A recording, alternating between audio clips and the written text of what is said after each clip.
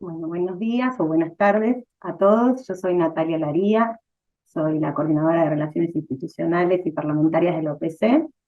En esta oportunidad los invitamos para compartir un Zoom y presentar nuestro informe mensual de ejecución presupuestaria. Eh, este año estamos empezando con esta modalidad porque creemos que es importante tener un espacio de intercambio con los legisladores, las legisladoras y sus asesores para poder explicar de qué se trata el informe, cuál es la metodología que utilizamos y si hubiera alguna consulta al respecto. Antes que nada les quería avisar que la charla está siendo grabada, la presentación solamente vamos a grabar, después para el momento de intercambio de preguntas y respuestas no se va a estar grabando. La charla va a estar a cargo de Gabriel Esterelles, director general de la oficina, y también están con él los directores Martín López Amorós, que es director de Análisis Fiscal Tributario, Joel Weissman, que es director de Análisis y Sostenibilidad de la Deuda Pública, está Ignacio Lole también, que es el director de Análisis Presupuestario, y están las analistas, Laura Caparelli, está por ahí Romina Muras y Eugenia Carrasco. Bueno, por ahora yo los dejo con ellos. Cualquier duda o consulta, hay un chat. Mientras que dure la presentación, si hubiera alguna pregunta, les pido que la hagan por el chat y después, una vez que abramos los micrófonos para el intercambio, vemos cómo organizamos la actividad. Muchas gracias. Gabriel. Gracias a todos y todas. ¿Se escucha bien? Bien, perfecto. Bueno, gracias por asistir a la convocatoria un viernes al mediodía, en vísperas de un fin de semana largo. La razón de quizás presentarlo hoy fue tratar de ser oportunos en un momento donde estamos recibiendo muchas consultas a raíz de, obviamente, toda la situación que se está, digamos, leyendo, consultoras, gente opinando de los números y demás.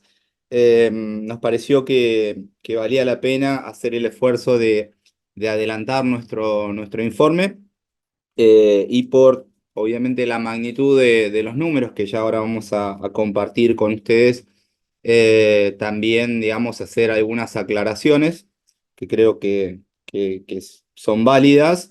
Y finalmente, lo más importante, como decía Natalia, era tener o iniciar un espacio de intercambio de estas dudas y consultas, etcétera, que hay acerca de los informes para que podamos dar una respuesta que esté disponible para todos, en cierta medida, pluralizar las respuestas que la OPC le da a todos los legisladores y sus asesores.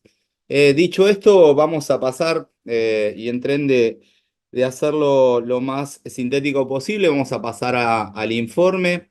Vamos a hacer una pequeña presentación del informe, sobre todo las cuestiones más importantes, los números y la explicación. Y luego, bueno, estaremos abiertos a las preguntas que ustedes, si es que las tienen, que las podamos compartir. Bueno, en primer lugar, algo importante, los aspectos metodológicos en razón de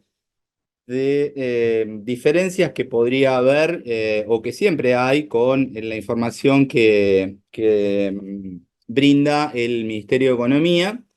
Y esas diferencias están básicamente explicadas tanto por la etapa del gasto que utilizamos en OPC y la que utiliza Economía, como así también el universo contemplado, ¿sí? Básicamente la OPC a lo largo de su historia ha efectuado sus informes en base de vengado. De vengado es aquella etapa del gasto donde existe una obligación de parte del Estado para con un tercero por la prestación de un bien o un servicio. Esto es ya una obligación de pago que se va a efectuar cuando el expediente obviamente llegue a la tesorería y se cancele, ¿sí?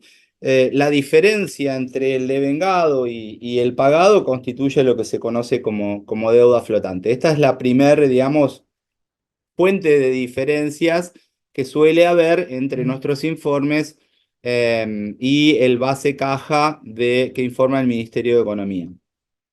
Obviamente, si todos los gastos que se devengan se terminan pagando, es una cuestión, estas diferencias es una cuestión temporal que se termina resolviendo. La verdad es que el relevamiento que tenemos es que existen muy pocos gastos que se devengan y que después no se paguen por alguna cuestión administrativa. La segunda es el universo. El universo que la OPC utiliza en sus informes tiene que ver con lo que se conoce como Administración Pública Nacional, que incluye a la Administración Central, los organismos descentralizados y las instituciones de seguridad social. Este es el universo, digamos, no es caprichoso el universo elegido, sino que responde a el universo que se utiliza en la formulación del presupuesto que llega al Congreso para aprobación del Congreso todos los años, ¿sí? La tercera cuestión importante es la fecha de corte del informe. La fecha de corte de este informe en particular fue del día 5 de febrero.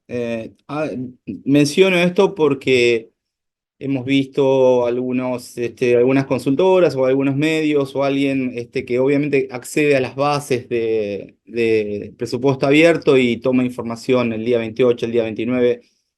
Bueno, obviamente el sistema se carga o los gastos se terminan de cargar 3, 4 días posteriores al cierre del mes, por lo cual nosotros siempre tenemos o tomamos un tiempo prudencial para tratar de captar la totalidad de los gastos que se van a cargar en el mes. En cuanto al análisis, esto es exclusivamente para el análisis de las variaciones reales. En este caso hemos tomado el REM para el mes de enero, dado que todavía no tenemos el número de INDEC, que el REM está dando 21,9, algo parecido dio el índice de la Ciudad de Buenos Aires.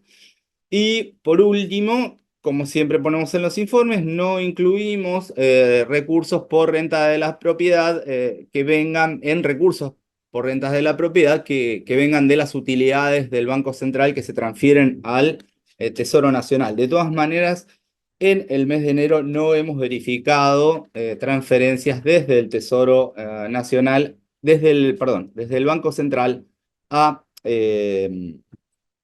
Tesoro Nacional. Bueno, los resultados. Acá están los resultados.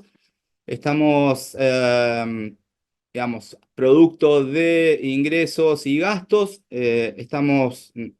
El informe está dando unos 2,5 billones de pesos de resultado positivo y un resultado financiero también positivo de 1,2 billones, con un crecimiento real de 105% para el resultado primario respecto del año 2023, que está puesto en millones de pesos constantes, y de 77% en el resultado financiero. En principio hay, digamos, una de las cuestiones digamos, o la fuente de consultas acerca de, obviamente estos son números de magnitud, y a efectos de hacer un análisis de relación de magnitudes, dada obviamente la nominalidad en la que, digamos, transcurre la ejecución presupuestaria. Obviamente entendemos que el mes de enero es un mes, en términos de gasto devengado, es un mes digamos, es el mes menos estresado del año en términos de ejecución presupuestaria. Por razones que cuando veamos ahora, pasamos a ver los gastos, vamos a ver que hay programas que están, digamos, que arrancan subejecutados, hay programas que no tienen registro, etc. Por diversos motivos, siempre el mes de enero, digamos, presenta una baja registración de gastos y eso comienza a corregirse a lo largo del año, ¿sí? Esta es digamos, una primer característica o un hecho característico que, si vemos un poquito una serie de los últimos 15 años, vamos a ver que a nivel digamos, devengado, a nivel de etapa de gasto devengado, los resultados han sido positivos a nivel primario en los 15 ejercicios, ¿sí? En el mes de enero, esto estamos hablando exclusivamente, el análisis es sobre el mes de enero, ¿sí? A nivel de resultado financiero también, ¿sí? Ha habido en 14 de los 15, de los 15 ejercicios ha habido un resultado positivo. Lo que también se observa es que, digamos, la magnitud esta vez sí es más importante que la de los años previos, ¿sí? Llegando incluso, estamos hablando de un 45% entre la relación en resultado primario e ingresos totales. Digamos, estas gráficas son relaciones a efectos, obviamente, de evitar la nominalidad, ¿sí? O hacer juegos con índices de precios. Tomamos relaciones. Y estas relaciones indican, digamos, un superávit primario positivo significativo en términos de lo que ha sido en los últimos años y más parecido quizás en los primeros años de la serie. En términos de resultado financiero es más bajo, ¿sí? Pero no obstante, obviamente muestra un número, digamos, también, digamos, superavitario, ¿sí? Bueno, en términos de qué es lo que ha hecho que estos resultados, básicamente es una combinación del efecto de recursos y el efecto de los gastos, ¿sí? Así se determina el resultado fiscal. En el primer gráfico, en el de la izquierda, tenemos la recaudación total, informada por la FIP, eh, y en el gráfico de la derecha estaríamos hablando de la recaudación desagregada, en términos de desagregada a nivel de lo que va al Tesoro Nacional a contribuciones de la Seguridad Social y a provincias. Pero viendo la ejecución, digamos, de recursos, la recaudación de recursos, el total muestra una caída de 5% interanual, digamos, real, pero con una composición heterogénea entre el comportamiento adentro de los tributos que componen esa recaudación. Vemos una buena performance, muy buena performance de los impuestos asociados al tipo de cambio, como el impuesto país y los de comercio exterior, donde claramente tienen la suba en el tipo de cambio es lo que está traccionando, lo que estaría traccionando al margen de. Ahora le voy a pedir a Martín que haga algunas consideraciones más específicas sobre eso.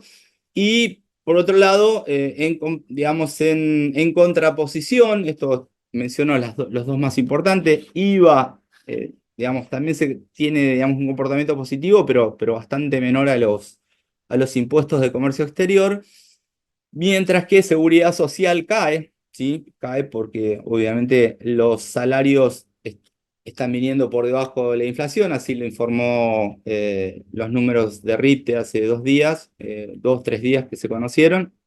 Eso tracciona, digamos, hacia abajo los recursos de la seguridad social. Y en el caso de los impuestos, el impuesto a las ganancias, ahí hay una combinación de tres factores, donde esto que afecta a seguridad social también obviamente afecta al impuesto a las ganancias en la parte de cuarta categoría, a lo que debería sumarse también el cambio normativo, el cambio de la ley. Y a un tercer, digamos, factor que por ahí muchas veces no se menciona, pero tiene que ver con el rezago que hay en la recaudación del impuesto respecto digamos, de cuándo el impuesto efectivamente se devengó. O sea, uno hoy está pagando por periodos fiscales, un periodo fiscal anterior, y al haber, digamos, un aumento de precios, naturalmente eso tira para abajo en términos, cuando uno hace el análisis en términos reales, el, el comportamiento del impuesto en su totalidad, ¿sí? En términos de la composición que les hablaba, el gráfico de la derecha, obviamente cómo los impuestos a comercio exterior, digamos, básicamente están direccionados en cabeza del gobierno nacional, así está establecido en el sistema de coparticipación. Vemos que hay una recuperación de los ingresos nacionales, mientras que los provinciales, que es la línea verde, se recuperan, pero todavía permanecen en terreno negativo, mientras que la tendencia de las contribuciones de seguridad social sigue siendo declinante. Martín, te voy a pedir si podés hacer alguna apreciación ahí en particular, porque también hay algunos cambios normativos que me gustaría que Martín explique. Sí, buen día. Bueno, primero para reforzar un poco esta dinámica heterogénea de tributos, efectivamente, vemos ahí que impuesto país, comercio exterior, todo lo que tiene que ver con tipo de cambio y comercio exterior estuvo muy impulsado por la suba del tipo de cambio y por algunos cambios normativos que también inciden en la distribución. En particular, en el impuesto país, hacia la segunda mitad del año pasado se amplió la base del impuesto país, por eso también ese crecimiento tan significativo. No es solo tipo de cambio, sino mayor base imponible. Y algo parecido ocurrió con el IVA y ganancias en su componente aduanero. Cuando se hace una importación, se paga una percepción de IVA y de ganancias, y esa percepción se vio incrementada en enero, primero por la suba del tipo de cambio y en segundo lugar porque en abril del año pasado se había dispuesto un incremento importante de las alícuotas que se aplicaban a esas importaciones.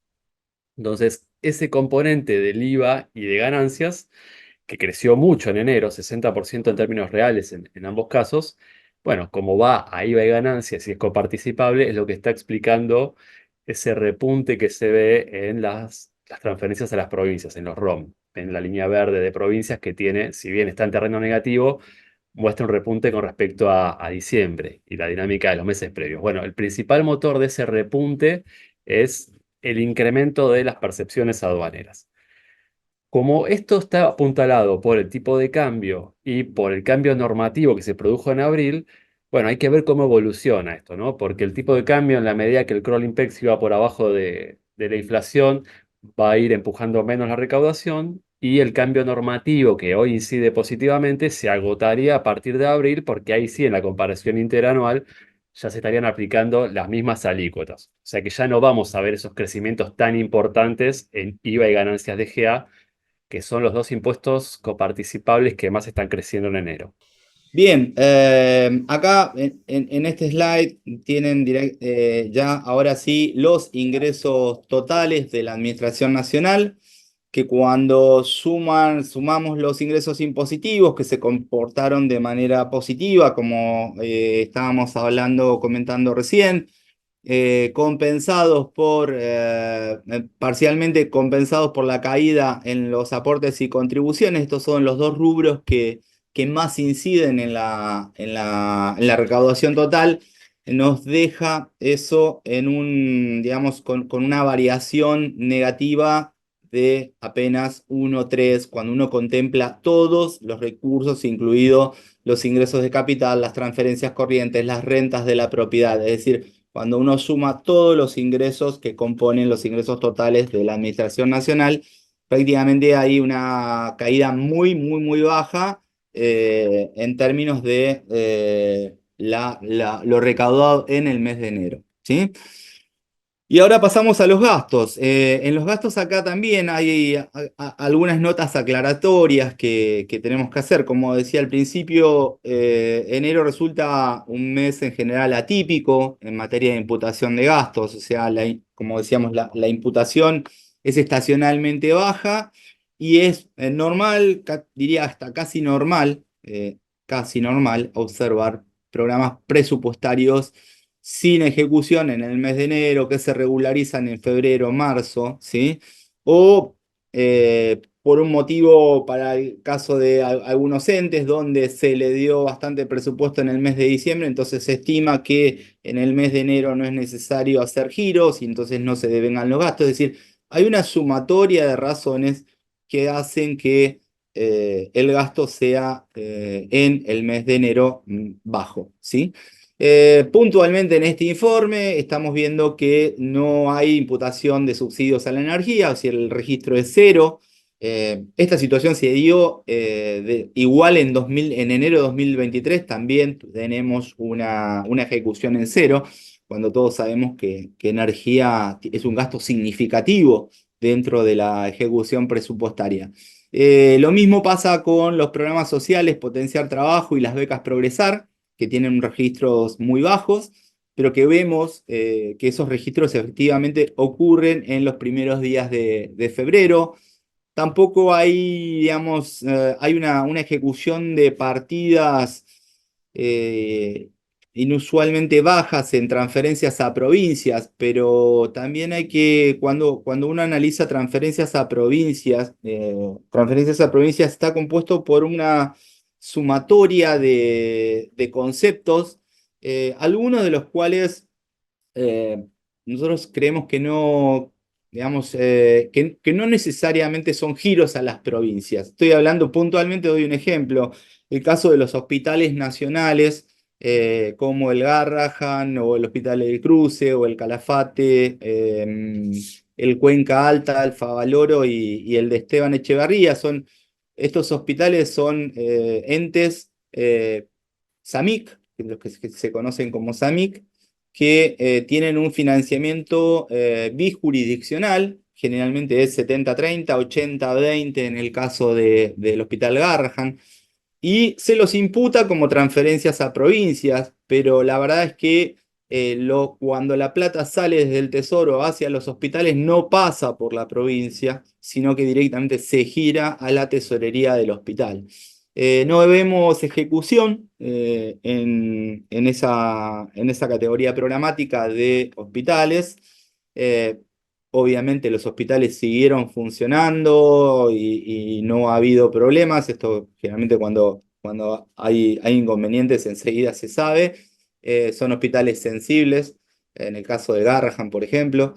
Y se vuelve a regularizar en febrero, producto de que ha habido seguramente giros en diciembre. Entonces, digo, esto hace que los registros de gastos haya que, digamos, tener en consideración estos aspectos en términos de si uno quiere analizar para adelante, digamos, cuál será la dinámica. No es nuestro caso analizar para adelante, sino informarles en el mes de enero qué es lo que se está registrando.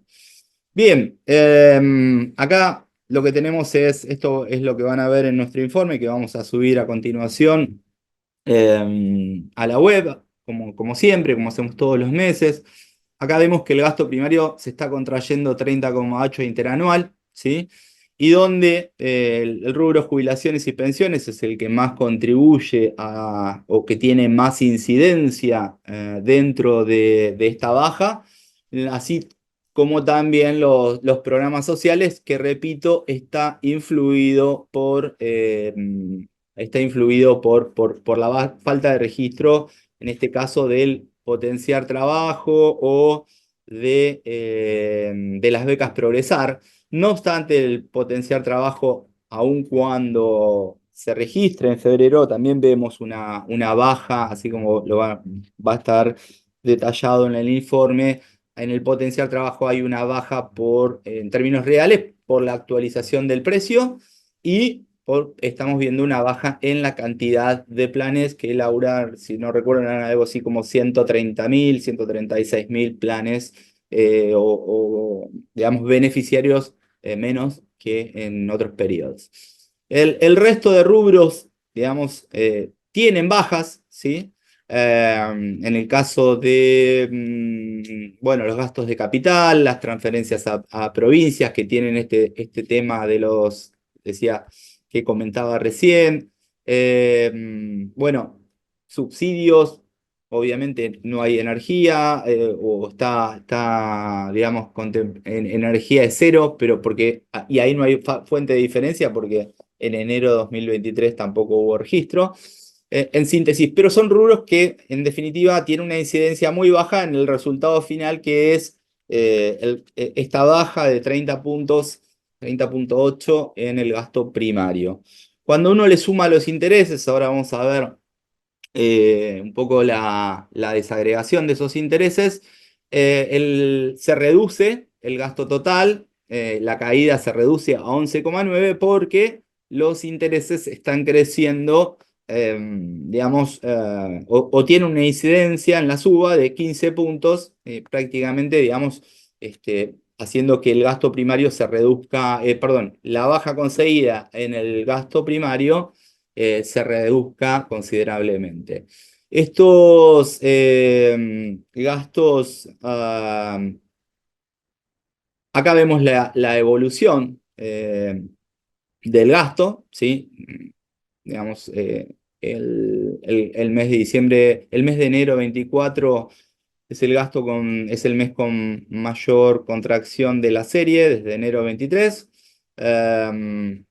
Y lo sigue en, digamos, el mes de diciembre, ¿sí? Y finalmente, lo que les decía, lo de los intereses, que es lo que baja el nivel de resultado, tiene que ver con los bonos digamos, el pago de los cupones de los bonos reestructurados, ¿eh? Obviamente acá ha incidido dos factores. Uno es el tipo de cambio, juega positivamente para el caso de los recursos, pero en forma negativa en el caso del gasto de este tipo de gastos, pero también hay algunos cupones de algunos bonos que también por propia definición del bono tienen una subió la tasa de interés en alguno de los bonos. Así que, bueno, esto es básicamente para hacer muy, digamos, rápida la presentación. Esta es los datos que van a ver en el informe del mes de enero que vamos a subir a la página brevemente.